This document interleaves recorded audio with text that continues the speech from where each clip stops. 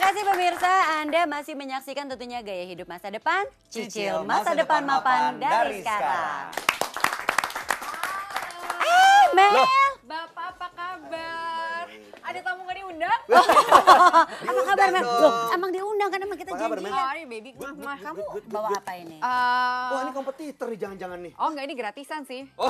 Dikasih snack box di belakang, saya pikirnya bawa aja buat teman-teman. Bapak udah makan Pak? Ini apa nih? Belum ditawarin malah ya banyak tadi. Jangan bilang ini onde-onde. Oh iya kan Gorengan, Mel. iya bener. Onde-onde itu kan. Kamu emang doyan banget onde-onde ya? Suka banget. Tapi tunggu. Ini kita lagi ngebahas soal inflasi nih. Nah sekarang gini, Mel kamu tahu gak sih tentang inflasi itu sendiri?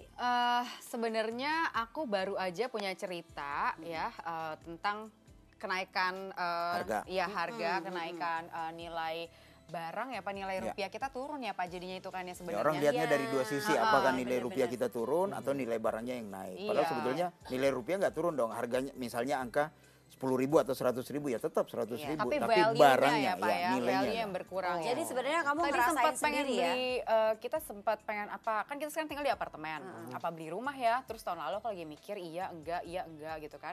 Terus kemarin aku baru datang lagi ke tempat rumah itu, yang tadinya harusnya jadi rumah masa depan, belum ada, masih tanah. Masa harganya udah naik banyak banget. Belum ada rumahnya. Rumah yang tanah yang sama. Iya. Ya, jadi gimana nih Pak harusnya nih Iya. mengatasi Jadi- inflasi yang kita nggak bisa menghentikannya kan ya? Betul, Iya, inflasi iya. ini statement yang benar ya. Kita nggak bisa menghentikan inflasi Betul, karena secara inflasi banyak sekali faktor yang bermain di dalam. Misalnya nilai mata uang yang Iya. tadi, kemudian situasi politik juga berpengaruh. Misalnya lagi panas-panasnya nih politik, orang kan investor nggak mau masuk dong. Benar. Akan berpengaruh terhadap ekonomi, inflasi makin tinggi dan sebagainya. Nah, yang perlu diwaspadai adalah bagaimana kita menyikapi inflasi itu. Kita Iya. mesti punya amunisi atau senjata yang bisa bukan menghindari tapi kita menghadapi inflasi Benar, itu. benar, Jadi contoh misalnya gini. Ajarin dong Pak. Ya, misalnya gini, kalau saya punya uang, anggaplah misalnya gampangnya 100 juta deh. Saya nyimpan di deposito misalnya. Iya. Saya dapat bunga deposito dalam 1 tahun misalnya nih 5% lah. Iya. Ya. Kemudian inflasi yang kita ada di negara kita misalnya dalam 1 tahun 7%. Kalah dong, Pak. Secara nilai uangnya Iya, meningkat, tapi secara daya beli dia Iya, jadi iya. menurun Nggak karena ada inflasi gunanya lebih ya. tinggi daripada suku bunga tadi. Nah, Ya, kita jadi- mesti pintar cari instrumen investasi yang cocok untuk bisa mengalahkan itu. Benar. Nah, itu yang kita mesti lihat. Misalnya tadi kayak properti. Orangnya akan pintar kalau secara investasi ya, kalau pada saat belum dibangun, dia sudah beli, kemudian nanti pada saat sudah dibangun dan nilainya jadi lebih besar, misalnya itu dia jual. Nah, dia akan menang mengalahkan inflasi untuk Itu salah satu cara Coro- untuk untuk mengalahkan inflasi. mengalahkannya, Jadi ya, kayak betul. investasi di bidang properti gitu misalnya ya ya properti. Lainnya apa, Kemudian Pak? bisa juga investasi di misalnya kita mau memasukkan ke instrumen lain misalnya Ya. emas ataupun reksadana atau Ya. bahkan di asuransi yang mempunyai faktor investasi yang cukup tinggi. Nah, ini semua instrumen yang mestinya bisa dilakukan untuk menghadapi inflasi itu. Wah. Nah jadi gimana nih Pak, asuransi bisa membantu kita mensiasati inflasi ini nih? Karena kan kita Tadi jangan Bapak sampai sempat kesebut asuransi ah, juga ah, ya ah, soalnya jangan ya. sampai kita kalah nih. Dan sementara kan kita tahu asuransi ini adalah untuk memproteksi kita kan. Betul. Nah kalau bisa menjadi tools kita juga nih supaya bisa menghadapi inflasi ini gimana Pak? Jadi asuransi selain dia berfungsi sebagai proteksi, juga ada instrumen investasi di dalamnya. Misalnya kita sebut asuransi unit link. Ya. Selain kita mendapatkan proteksi, juga ada investasi di dalamnya. Nah, investasi ini kita boleh milih apakah akan dimasukkan ke instrumen misalnya saham, obligasi atau bahkan campuran. Nah, yang paling penting lagi dari sisi asuransi adalah kita harus memproteksi aset kita. Jadi jangan sampai misalnya gini, saya sudah berinvestasi cukup banyak, nilai uang saya sudah cukup banyak, tiba-tiba terkena satu penyakit.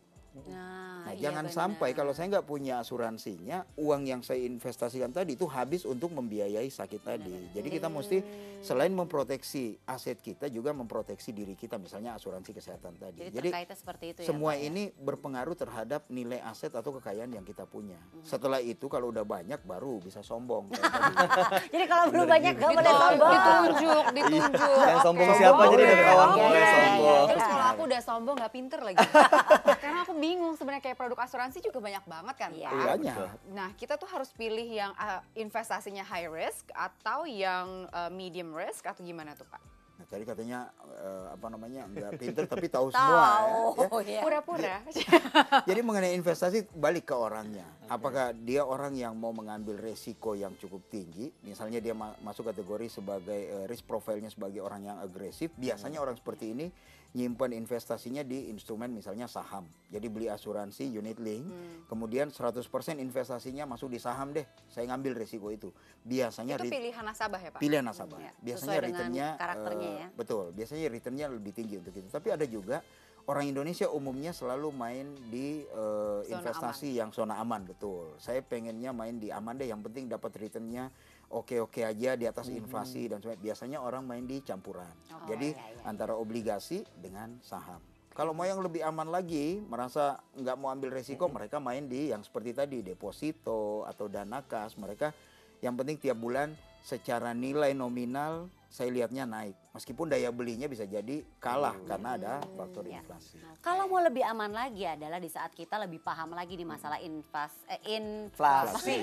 inflasi ini ya tentunya. Dan semakin paham investasi apa nih yang mau kita ambil untuk kita bisa melawan si inflasi ini. Jadi jangan kemana-mana pemirsa, tetap di Gaya Hidup Masa Depan. Cicil masa depan mapan dari sekarang. Inilah yang harusnya kita terus edukasi masyarakat kita bahwa inflasi itu bukan untuk dilawan, tapi kita mesti hadapi karena itu akan terjadi terus setiap tahun.